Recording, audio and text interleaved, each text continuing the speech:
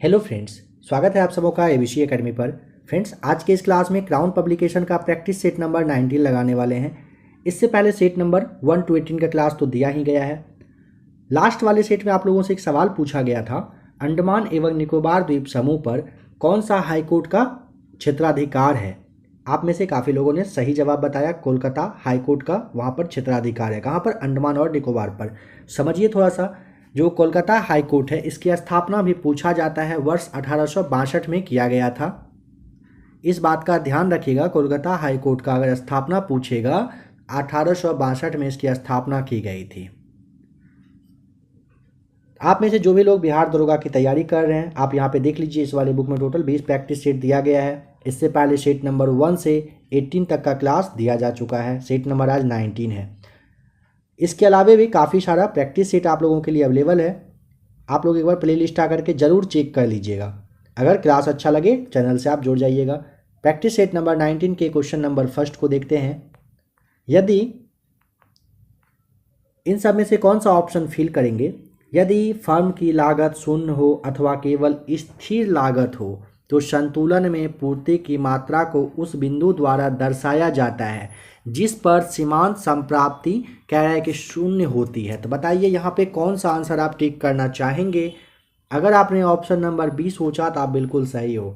यदि एकाधिकार फर्म की लागत शून्य होती है या कहिए केवल स्थिर रहती है तो संतुलन जो है, संतुलन में आपूर्ति की गई मात्रा का निर्धारण उस बिंदु के द्वारा किया जाता है जहां सीमांत राजस्व क्या होता है?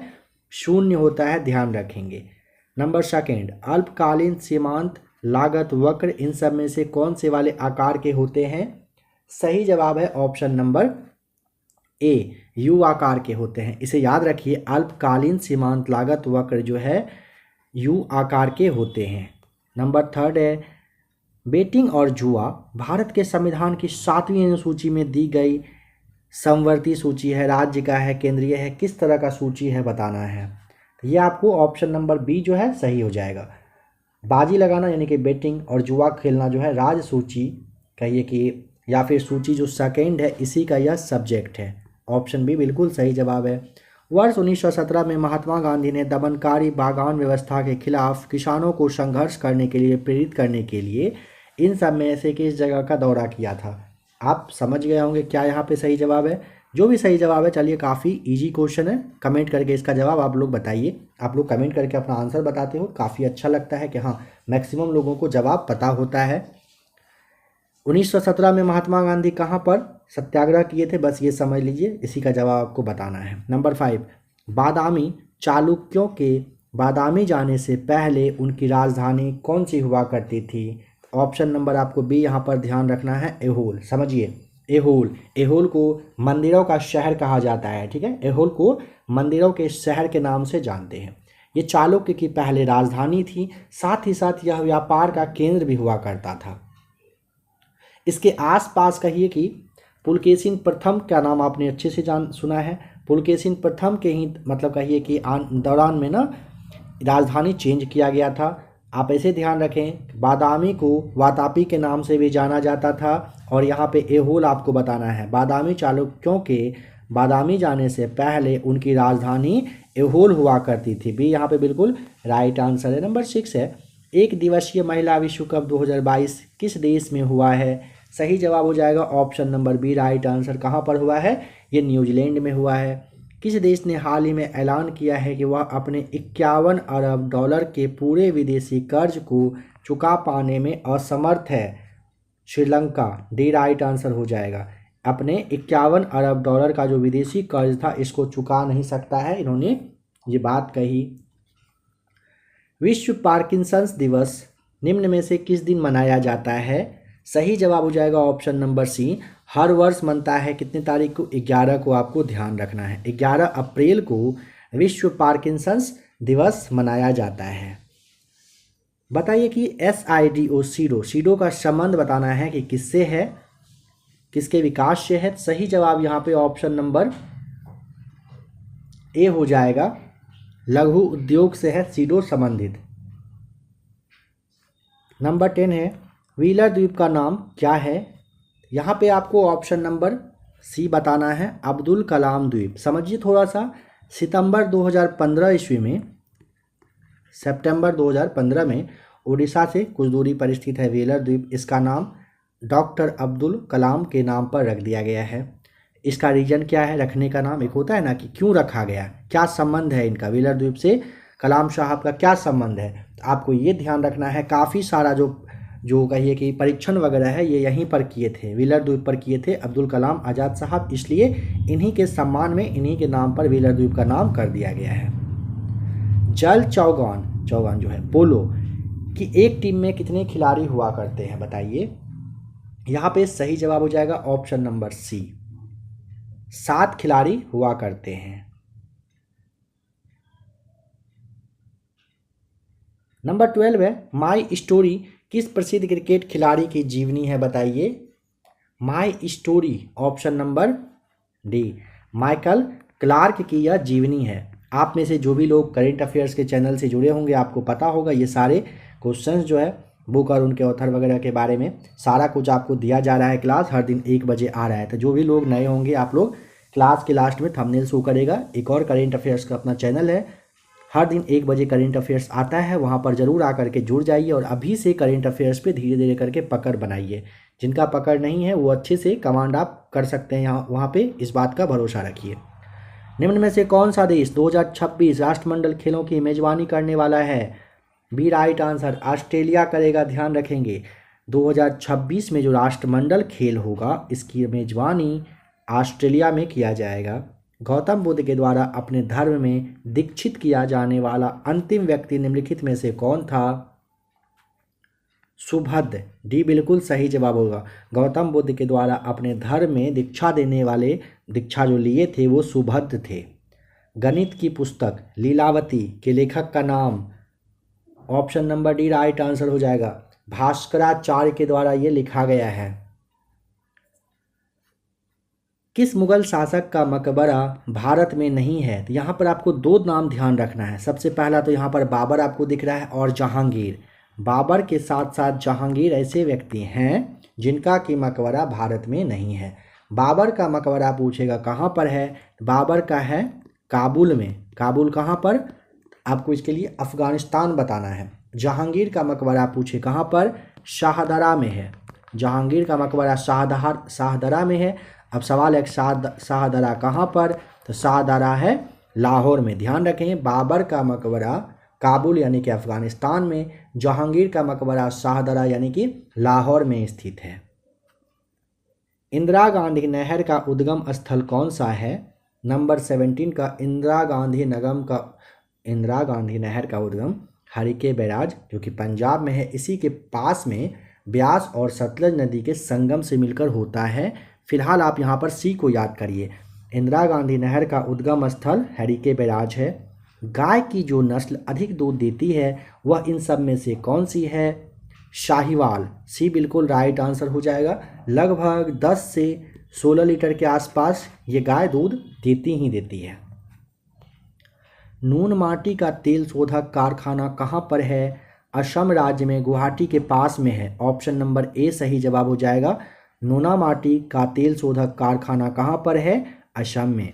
हॉर्न ऑफ अफ्रीका के अंग में कौन कौन से देश शामिल होते हैं? ऑप्शन नंबर सी को याद करिए। काफ़ी लोगों को यहाँ पे प्रॉब्लम होता है, तो आज इसको याद कर ही लीजिए। ये सवाल बहुत बार पूछा गया है। हॉर्न ऑफ अफ्रीका पूछेगा, हॉर्न ऑफ अफ्रीका में कौन कौन देश आते हैं? सोमालिया, इथोपिया और जिबूती आते हैं। इसके अलावा इरिट्रिया भी आप याद रख सकते हैं। जिबूती करके है, इथोपिया है, इरिट्रिया है, सोमालिया है, ये सारे हॉर्न ऑफ अफ्रीका में आते हैं। सी बिल्कुल सही जवाब है। आशा करता हूँ कि आप इसे याद जरूर कर लिए होंगे, नहीं तो स्क्रीनशॉट लेकर के रखिए और इसको आज के आज अभी के अभी आपको याद करना ही है। निम्नलिखित में से किस कमेटी ने सिफारिश की कि सेबी को सीसीआई के साथ प्रतिस्थापित करने वाले नियंत्रण प्राधिकरण नहीं बनना चाहिए बल्कि बाजार नियामक के रूप में कार्य करना चाहिए? राघवन समिति के द्वारा कहा गया था। समझ लीजिए, कह रहा है किस कमेटी ने सिफारिश किया था कि सेबी को सीसीआई के साथ प्रतिस्थापित करने वाले नियंत्रण प्राधिकरण नहीं बनना चाहिए बल्कि बाजार नियामक के रूप में कार्य करना चाहिए। राघवन समिति के द्वारा ये बात कही गई थी। भारत के संविधान में उद्देशिका का विचार कहाँ से लिया गया है? यूएसए के संविधान से सही जवाब हो जाएगा। ऑप्शन नंबर डी बिल्कुल राइट आंसर है। भारत के राष्ट्रपति को यह अधिकार नहीं प्राप्त है कि वह क्या कर सकते हैं? क्षमादान तो कर सकते हैं, सर्वोच्च न्यायालय के न्यायाधीश को हटा तो नहीं सकते हैं, आपातकाल की घोषणा करते हैं, अध्यादेश भी जारी करते हैं। नंबर बी आपको टिक करना है। राष्ट्रपति साहब के पास सर्वोच्च न्यायालय के न्यायाधीश को ऐसे हटाने का कोई रीजन, कोई मतलब कहिए कि वो अधिकार नहीं दिया गया है। 1993 में राष्ट्रपति द्वारा मानवाधिकार संरक्षण अध्यादेश जारी किया गया था। अनुच्छेद 123 याद रखें। 1993 में राष्ट्रपति के द्वारा मानवाधिकार संरक्षण अध्यादेश जारी किया गया था। अनुच्छेद 123 में राष्ट्रपति के अध्यादेश जारी करने की शक्ति दी गई है। इसी के तहत ये क्या करते हैं? अध्यादेश जारी कर सकते हैं, करते हैं। यहाँ पे बताइए, आईपीएल 2022 अभी हुआ था, इसका खिताब किस टीम ने जीता? गुजरात टाइटंस ने आईपीएल 2022 का खिताब अपने नाम किया है।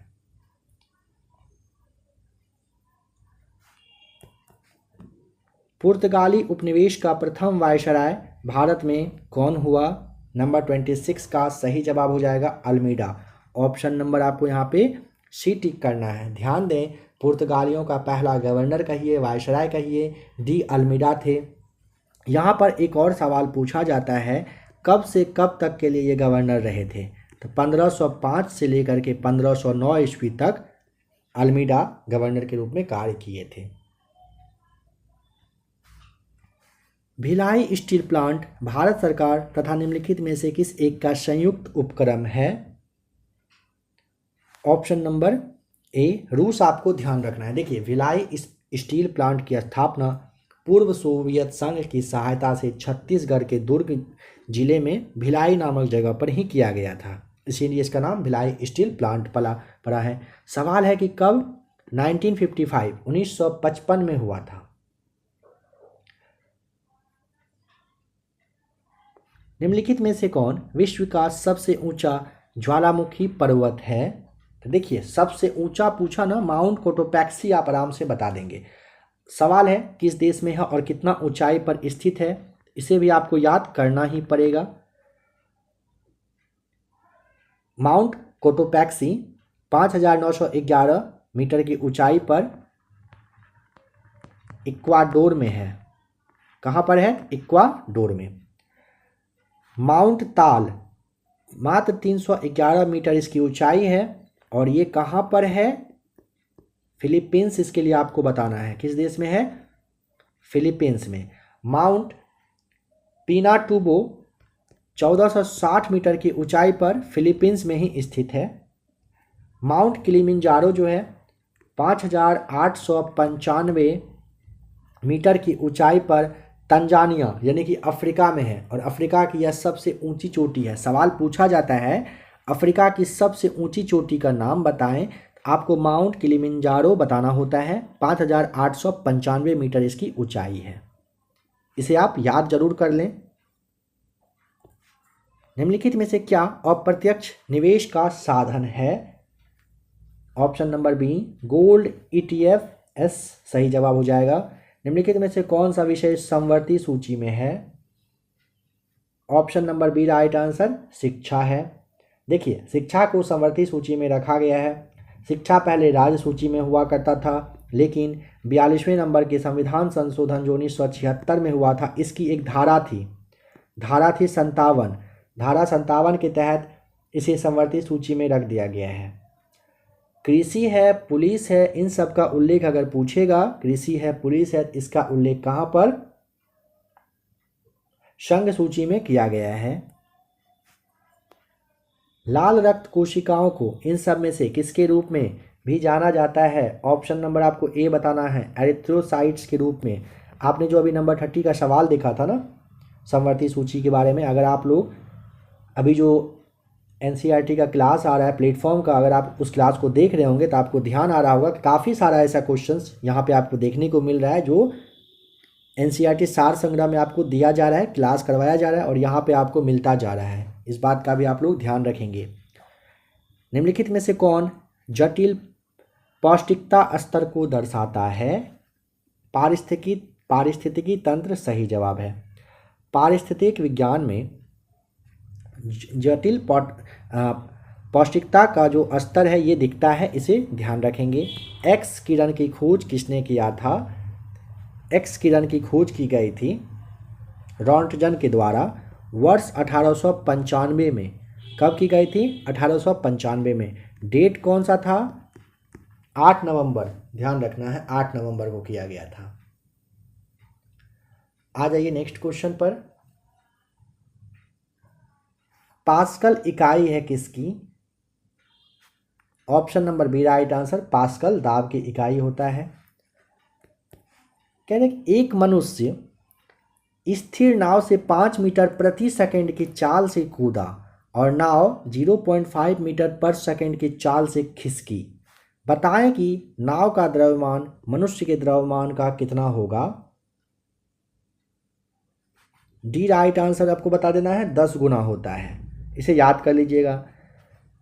कह रहा है कि यदि किसी दर्पण को थीटा कोण से घूर्णित किया जाए तो परिवर्तित किरण क्या होगा? यहाँ पे आपको ऑप्शन नंबर डी बताना है, 2 थीटा सही जवाब हो जाएगा।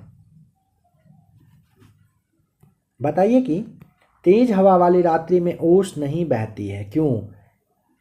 क्योंकि ना ऐसी कंडीशन में वाष्पीकरण की दर तेज होता है और इस वजह से क्या होता है कि वाष्प जो है ना उड़ जाता है, इसे आप ध्यान रखेंगे। इसी वजह से ये बहती नहीं है। तो ऑप्शन नंबर आपको यहाँ पर वाष्पीकरण की दर तेज होना बताना होता है, ये सही जवाब। एक तत्व में इलेक्ट्रॉन और न्यूट्रॉन की संख्या 18 और 20 दिया हुआ है, द्रव्यमान संख्या बताएं। तो ये आपको याद रखना है, किसी तत्व की द्रव्यमान संख्या न्यूट्रॉन और प्रोटॉन की संख्याओं का योगफल जितना हो वही होता है। तो यहाँ पे 18 और 20 को ऐड करेंगे तो 38 आ जाएगा। द्रव्यमान संख्या पूछता है तो प्रोटॉन और न्यूट्रॉन को ऐड करना है, 38 सही जवाब।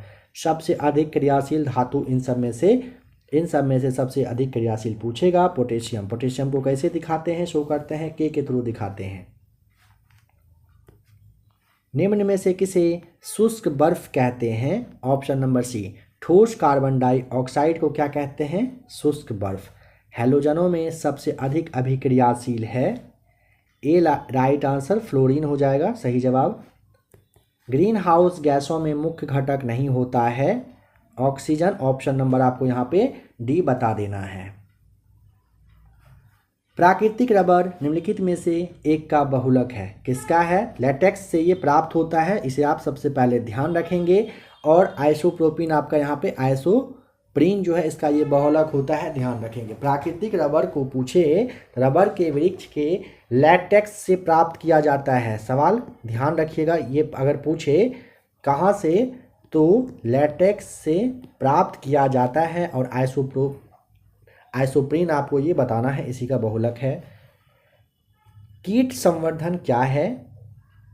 ऑप्शन नंबर ए, कीटों की वृद्धि करने वाले विज्ञान को कीट संवर्धन कहते हैं। निम्न के साथ मिलाने से एजोला एक अच्छा उर्वरक होता है, किसके साथ मिलाने से? नील हरित शैवाल के साथ मिलाने से एजोला एक अच्छा उर्वरक के रूप में हो जाता है। जब रक्त में ऑक्सीजन की सांद्रता में कमी आती है तो श्वास की गति कैसी होती है? ऑप्शन नंबर बी, श्वास की गति बढ़ जाती है। और रक्त में अगर पूछेगा ऑक्सीजन की कमी को क्या कहते हैं, सवाल को समझिए। कहे एक रक्त में ऑक्सीजन की जो कमी आ जाती है इसको कहते क्या है? इसे हाइपोक्सिया कहा जाता है। क्या कहते हैं? हाइपोक्सिया। अगर रक्त में ऑक्सीजन की कमी हो इसे हाइपोक्सिया के नाम से जानते हैं। यूरिया किसके द्वारा रक्त से पृथक किया जाता है? Option number D right answer, गुर्दा सही जवाब हो जाएगा। निम्न में से किसका निर्माण हमारे शरीर में नहीं होता है? ऑप्शन ए, विटामिन ए का निर्माण हमारे शरीर में नहीं होता है। कौन सूक्ष्म तत्व नहीं है? ऑप्शन नंबर सी, गंधक हो जाएगा सही जवाब। अच्छा, यहाँ पे एक सवाल पूछा जाता है कि मानव शरीर में टोटल कितने तत्व पाए जाते हैं। आप ना एक याद रख लीजिएगा, 29 तत्व पाए जाते हैं। बहुचर्चित बबल बेबी रोग ऐसा इसलिए कहलाता है क्योंकि ऑप्शन नंबर सी, रोगग्रस्त शिशु का उपचार जर्म रहित प्लास्टिक के बुलबुले में किया जाता है। सी बिल्कुल सही जवाब है। निम्नलिखित राज्यों के निर्माण का सही अवरोही क्रम क्या है? कब कौन सा राज्य बना है? सबसे पहले आप यहाँ पे देखिए, राजस्थान है ना सबसे लास्ट में, सबसे पहले 1956 में राजस्थान बना है। महाराष्ट्र आप जानते हो 1960 में बना है और हरियाणा 1966 में बना है। तो ऑप्शन नंबर डी आपको यहाँ पे ध्यान रख लेना है। भारत के संविधान में पंचायतों तथा नगर पालिकाओं से संबंधित 73वां और जो 74वां संवैधानिक संशोधन है जब हुआ था, तो उस समय भारत के प्रधानमंत्री कौन थे ये बताइए? पीवी नरसिम्हा राव थे। 73वें और 74वें संविधान संशोधन के तहत समय में, यानी कि 1992 के बारे में बात किया जा रहा है, पीवी नरसिम्हा राव रहे थे।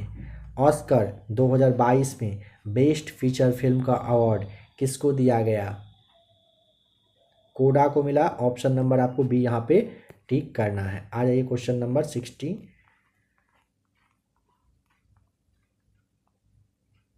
55 पर। बताइए कि शार्क के बारे में कौन सा कथन सही नहीं है? शार्क के बारे में आपको ध्यान रखना है। 8 देश हैं, 64 में बांग्लादेश में इसकी कह रहे हैं स्थापना, क्या ये सही है? शार्क की स्थापना 1985 में हुआ था ना, ठीक है, 1985 में बांग्लादेश में हुआ था। इसका सबसे पहला सम्मेलन ढाका में हुआ था, सही है। इसका उद्देश्य दक्षिण एशिया में आपसी सहयोग को बढ़ावा देना है, यह भी सही है। ऑप्शन नंबर आपको बी यहाँ पे टिक करना है, 1985 सही जवाब है। भौगोलिक संकेत जो जीआई टैग है किस एक्ट के अनुसार दिया जाता है? 56 का नंबर आपको डी, भौगोलिक संकेत पंजीकरण और संरक्षण एक्ट 1999 के तहत दिया जाता है, ठीक है। लागू पूछेगा कब से? 2003 से हुआ है। आप लोगों के लिए करेंट अफेयर्स में इसका भी क्लास अवेलेबल है। किस राज्य को हाल ही में कौन सा भौगोलिक संकेतक मतलब जीआई टैग वगैरह दिया गया है, उसे भी आप लोग ज़रूर देख लीजिएगा। ग्लोबल जेंडर गैप रिपोर्ट कौन जारी करता है? वर्ल्ड इकोनॉमिक फोरम WEF के द्वारा किया जाता है, विश्व आर्थिक मंच जिसे आप कहते हो। केंद्र की नई शिक्षा नीति को प्री प्राइमरी स्तर पर लागू करने वाला देश का पहला राज्य निम्न में से कौन सा बन गया है? उत्तराखंड, सी सही जवाब है। अंतर्राष्ट्रीय योग दिवस 2022 का जो थीम है क्या रहा था? योगा फॉर ह्यूमैनिटी रहा था। योगा फॉर ह्यूमैनिटी रहा था अंतर्राष्ट्रीय योगा दिवस 2022 का थीम। आ जाइए क्वेश्चन नंबर 65 पर। बताइए कि सर्वप्रथम आधुनिक कंप्यूटर की खोज कब हुई थी? सबसे पहले आधुनिक कंप्यूटर की खोज 1946 में हुई थी। पीएम मोदी ने 108वीं इंडियन साइंस कांग्रेस का उद्घाटन किया। किस शहर में इसका उद्घाटन हुआ है? Option number C right answer, Nagpur में हुआ है। इलेक्शन कमीशन ऑफ इंडिया ने वोटरों को जागरूक करने के लिए किसे बिहार का स्टेट आइकन नियुक्त किया था? यहाँ पे आपको सी बताना था, मैथिली ठाकुर को किया गया था। भारत का कौन सा राज्य देश का पहला फुल डिजिटल बैंकिंग वाला राज्य बन गया? यहाँ पे आपको राज्य के बारे में पूछा है, तो ऑप्शन नंबर आप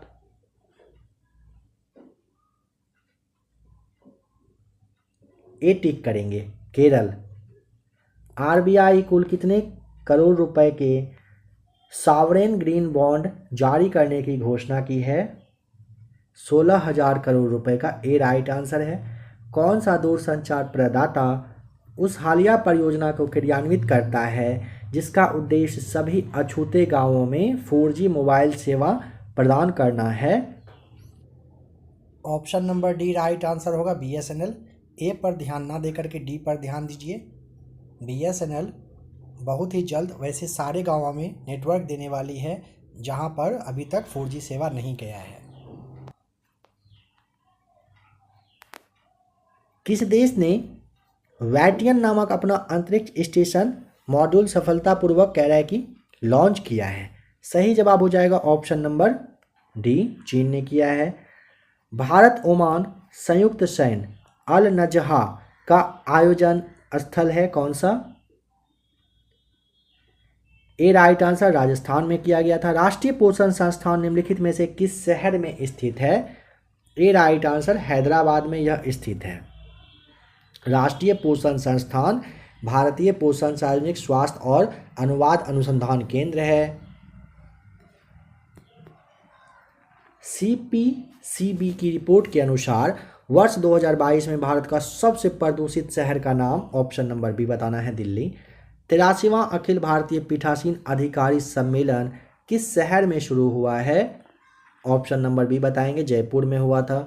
भारत के किस खिलाड़ी ने रणजी ट्रॉफी इतिहास का अब तक का दूसरा सबसे बड़ा स्कोर बनाया है? सी राइट आंसर, पृथ्वी शॉ। थोड़ा सा यहाँ पे समझ लीजिए, भारतीय क्रिकेटर पृथ्वी शॉ ने अब तक का दूसरा सबसे बड़ा रणजी ट्रॉफी स्कोर बना लिए हैं।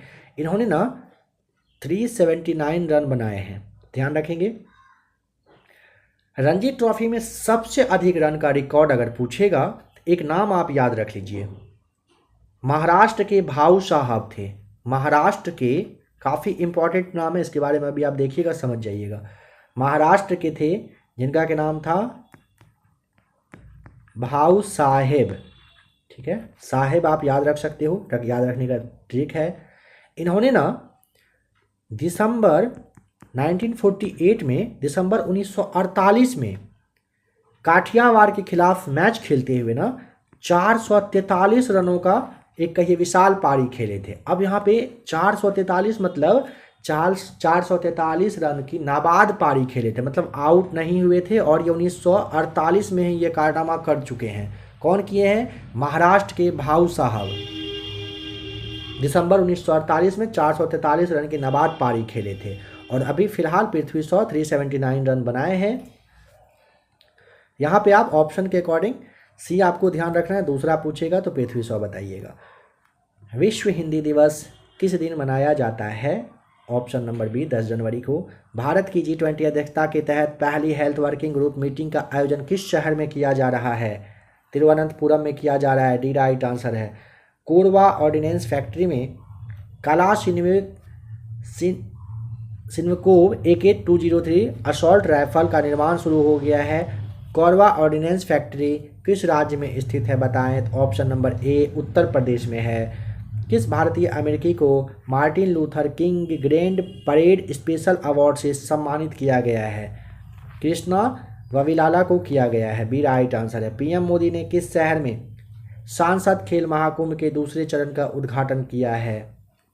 ऑप्शन नंबर बी बताना है, उत्तर प्रदेश के बस्ती में सांसद खेल महाकुंभ 2022-23 का उद्घाटन वीडियो कॉन्फ्रेंसिंग के जरिए प्रधानमंत्री नरेंद्र मोदी के द्वारा किया गया था। किस सार्वजनिक क्षेत्र के बैंक ने किसान पुष्पक योजना के तहत गरुड़ एरोस्पेस के साथ भागीदारी की है? यूनियन बैंक ऑफ इंडिया के द्वारा किया गया है, बी राइट आंसर है। केरल का कौन सा जिला देश का पहला साक्षर जिला घोषित किया गया है? कोल्लम जिला, ऑप्शन नंबर बी। केरल का कोल्लम जिला देश का पहला, कहिए कि संविधान साक्षर जिला बनने का रिकॉर्ड अपने नाम किया है। ब्रिटिश जनरल जिसने हैदर अली को पोर्टो नोवो में युद्ध में हरा दिया था, उसका नाम आपको बताना है। सही जवाब हो जाएगा ऑप्शन नंबर, बताइए 84 का। कह रहे ब्रिटिश जनरल जिसने हैदर अली को पोर्टो नोवो में युद्ध में हरा दिया था, ऑप्शन नंबर आपको बी सर आयरकूट बताना है। रानी लक्ष्मीबाई को अंतिम युद्ध में सामना करना पड़ा था, 85 का ए राइट आंसर हो जाएगा, हीरोज का सामना करना पड़ गया था। निम्नलिखित राज्यों में से किस राज्य में सिनकोना वृक्ष नहीं उगता है? सी राइट आंसर, छत्तीसगढ़ में नहीं उगता है। असम, केरल, पश्चिम बंगाल में ये होता है। पश्चिम की ओर प्रवाहित होने वाली नदियां हैं नर्मदा और ताप्ती, आपको ध्यान रख लेना है। भारत का सबसे बड़ा जहाज तोड़ने का जो यार्ड है गुजरात में है, ठीक है। जगह बताइए गुजरात में कहाँ पर? अलंग नाम है, ए राइट आंसर। भारत के संदर्भ में निम्न में से कौन धर्मनिरपेक्ष शब्द का सही भाव व्यक्त करता है? यहाँ पे आपको डी, भारत में राज्य का कोई धर्म नहीं होता है, सही जवाब है। निम्नलिखित में से कौन सा एक वित्त मंत्रालय का एक विभाग नहीं है? तो यहाँ पे आपको ऑप्शन नंबर वित्त बैंकिंग जो है ना, ये सही जवाब हो जाएगा। बैंकिंग विभाग जो है ना, वित्त मंत्रालय का भाग नहीं होता है। खास पत्र दिया जाता है, एक आयातकर्ता के द्वारा दिया जाता है। ए स्टेट ड्यूटी जो है, इससे आप क्या समझते हो बताएं? इसको आप मृत्यु कर भी कहते हो, ध्यान रखेंगे। किसी व्यक्ति की मृत्यु के पश्चात उसकी संपत्ति के हस्तांतरण पर लगने वाला कर को कहा जाता है state duty. Option number D सही जवाब है। 2011 की जनगणना के अनुसार भारत में प्रति वर्ग किलोमीटर जनसंख्या घनत्व तो बताइए कितना है? यहाँ पे आपको सी बताना है, 382 सही जवाब हो जाएगा। और 2011 की जनगणना के अनुसार अगर पूछेगा कितना, तो आपको 382 बताना है। चलिए बताइए, बोको हराम जो है कहाँ का आतंकवादी संगठन है? नाइजीरिया का, डी राइट आंसर हो जाएगा। राष्ट्रीय प्रदूषण नियंत्रण दिवस कब मनाया जाता है? ऑप्शन नंबर डी, 2 दिसंबर को 1984 ईस्वी में जो भोपाल गैस त्रासदी कांड हुआ था, इसी के लिए राष्ट्रीय प्रदूषण नियंत्रण दिवस मनाया जाता है। मुंगेर के बरहिया ताल विरोध का उद्देश्य बताइए क्या रहा था? 96 का एज हो जाएगा। बकास्त भूमि की वापसी की मांग रहा था मुंगेर के बरहिया ताल विरोध का उद्देश्य। मुजफ्फरपुर में किंग्सफोर्ड की हत्या का प्रयास कब किया गया था? ए राइट आंसर, वर्ष 1908 में प्रफुल्ल चाकी और खुदराम बोस के द्वारा किया।